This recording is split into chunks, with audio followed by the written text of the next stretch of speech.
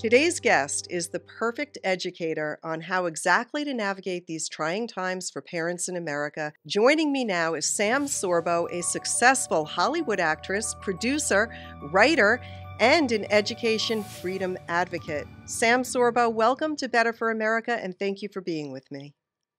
Well, thank you so much for having me. It's a pleasure. Well, first off, I want to tell you how strongly we here at AMAC support all of the great work that you are doing. You're offering tremendous value to those who are considering alternatives to public school. And this has been really a challenging time in our country's history. Share with us your own experience or the moment that you realized that you wouldn't be sending your children to public school. Well, I sent my oldest, to first and second grade. We moved actually for the school because it was the good school. It was the good public school. And during second grade, I became very disillusioned with not just the assignments, but how they conducted themselves in the classroom, what was happening to my boy when he would be coming home after school, and how he was developing a disdain for his younger siblings. And there were just a number of things that happened that made me think, I need to home educate him. And I even said to my husband, I said, I think if I fail, he will still be better off. And that's sort of what clinched it for us. And so we started on that journey. I didn't stay the road. I actually put the two boys back into a small Christian school for about 6 weeks. That was another disaster, and I pulled them right back out again. But I mean, Rebecca, we need to have this conversation. We need to rethink the way that we think about education, because it is so clear that we have been miseducated in what we expect from our schools. And so now when they're teaching, and you left out DIE, I call it DIE, diversity, inclusivity, and equity training. These things that they are teaching children in school amount to child abuse because they are lies. Critical race theory is a lie. The rest of them are all lies. And the gender theory stuff, which has yet to play out fully, is a tremendous disservice to our young people. So what I say to parents is, take your children out of school, worry about education after that. Whatever you do, they're not accomplishing education in the school, so you don't have to consider it anymore. It is off the table. They've removed it. And by their own definition. So their definition of education used to be the 3 R's, right? Reading, writing, and arithmetic. Are they 3 R's?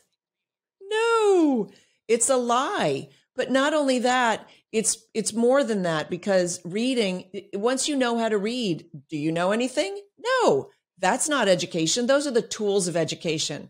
That's why I talk to parents about faith, family, and freedom, and the freedom model of education, as opposed to what the schools have been practicing for decades.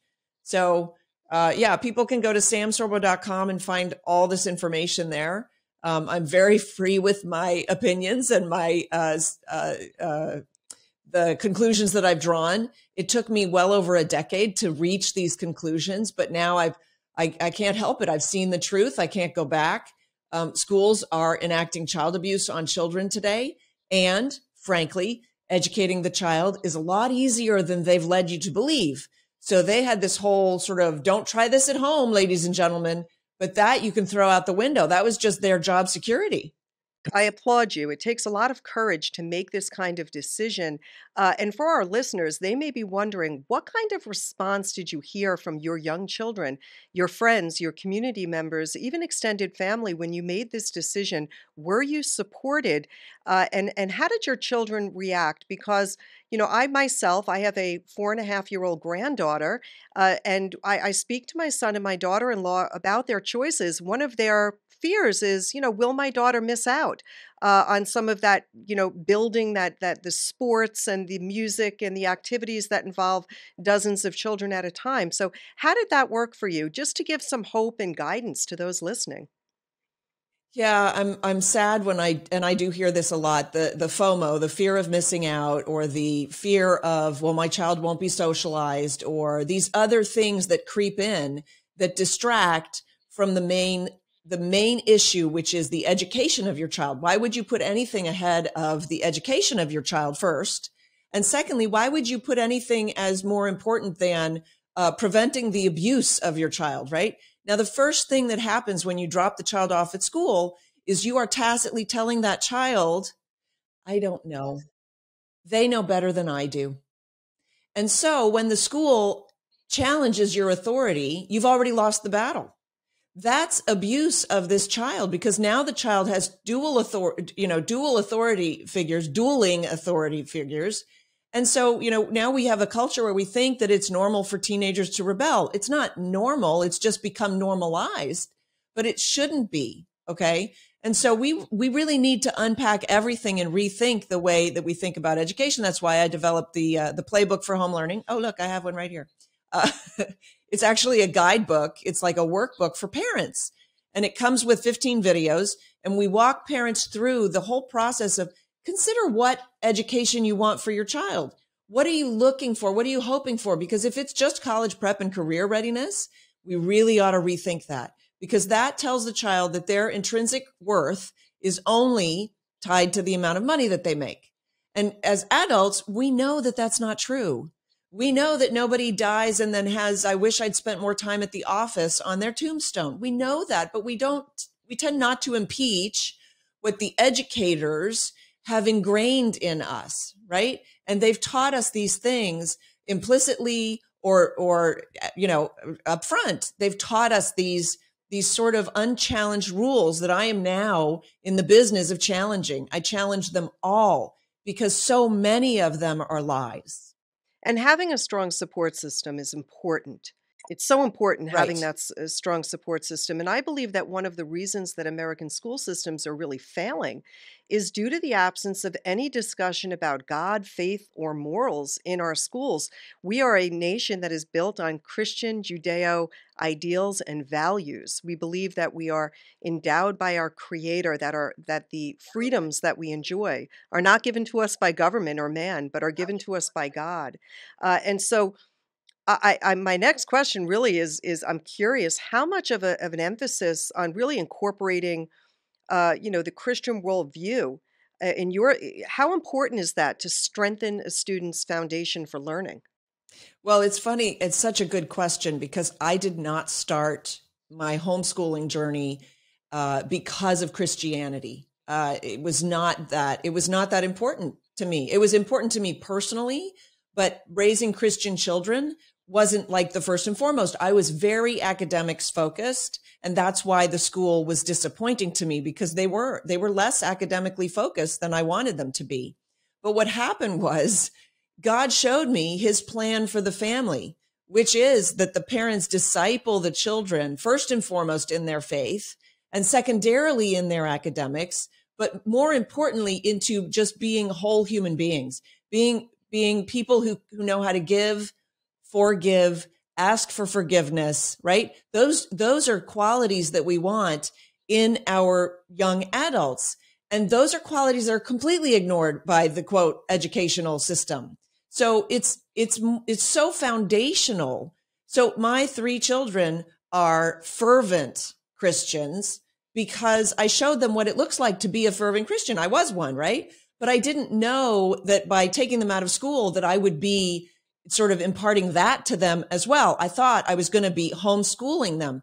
So now I don't even call it homeschool because it's the school paradigm that is abusive against the child. For instance, children are born curious. They're innately curious. They're asking tons of questions. What's the first thing they learn that they have to do in school if they want to ask a question? The answer is they have to raise their hand. And this is a visceral lesson. They learn this viscerally. They have to raise their hand to ask a question. Think about it. What does that teach you? Well, you need permission to learn. You need permission to speak. You need to wait your turn. Basically, the foundational lesson that's taught to the child is don't question, don't ask, stop learning. It's actually anti-education. It's anti-child. In fact, it's anti-God, because I would argue that the reason that children are created innately curious is because they're on a path to reconnect with God. It's the search for God. It's the search for meaning. It's the search for the meaning of life. And yet in school, the first thing we teach them is sit down and shut up. No more questions until you're allowed to learn. You're allowed to ask. And I'm sorry, that's just, it's abuse of the child. It's a terrible, terrible thing that we've done. Now I have people that push back because I do a lot of speaking, and they say, but Sam, how can you keep order in the classroom if you don't make the children raise their hands? And I say, well, you raise a good point, but that seems more like a you problem. I don't have classrooms in this model. In fact, my children have done seminars with less than 13 students per seminar and a tutor. And yes, they've already learned, they've already imbibed this idea of raising your hand, but it's not to ask permission. It's just to let people know, I need to speak now. And they learn in this classroom setting, they learn how to afford people the opportunity to add to the conversation. It's a completely different paradigm.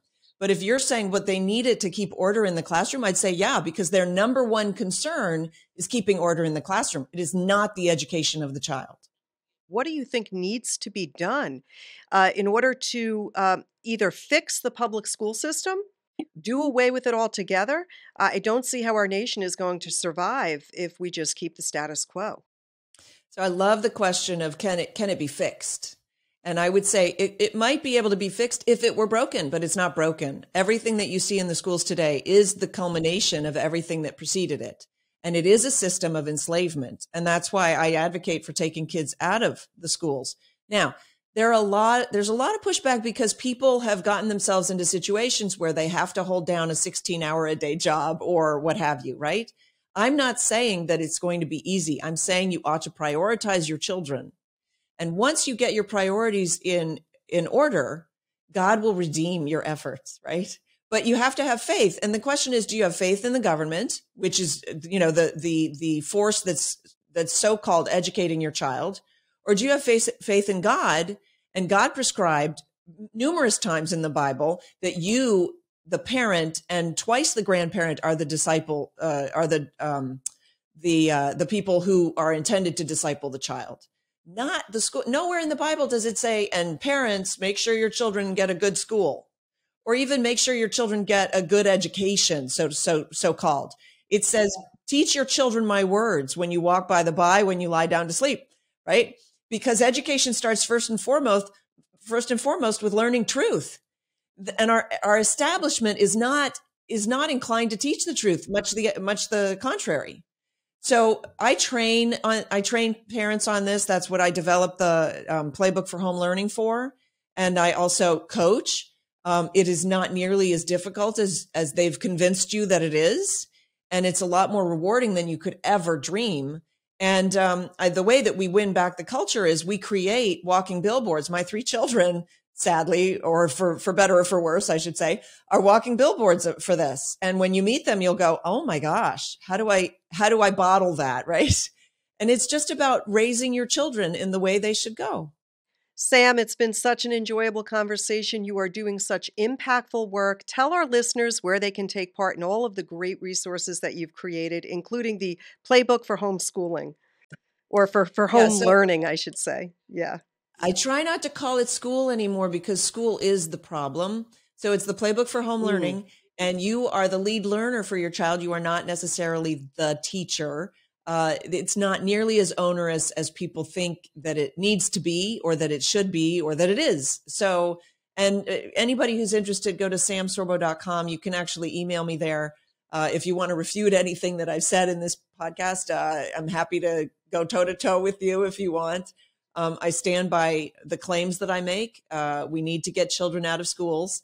They are not accomplishing education, and education is not just academics. And so that's the biggest lie of all. I'm really about setting people free. This is an emancipation project for me. As we've seen, we've become more and more enslaved over time. That is the result of our education system. So, or I should say school system, because it's not an education system. So they can go to samsorbo.com. If they want any information about the movies, go to sorbostudios.com. For Left Behind, it's leftbehindmovie.com. I'm sure you're putting all the links in the show notes or whatever. And I've really enjoyed having the conversation. I hope that people have a good takeaway and that they rethink the way that they think about education. Yes, and our over 2 million AMAC members, they love this country. They love the values that our country was founded on. The work that you're doing is so important. God bless you and good luck in all that you're doing. And I would love to have you back again. This is so important. It's a conversation that our members care about, they're engaged with. And I think that there's a lot that we can do together. Sam Sorbo, thank you for being with me. Thanks so much.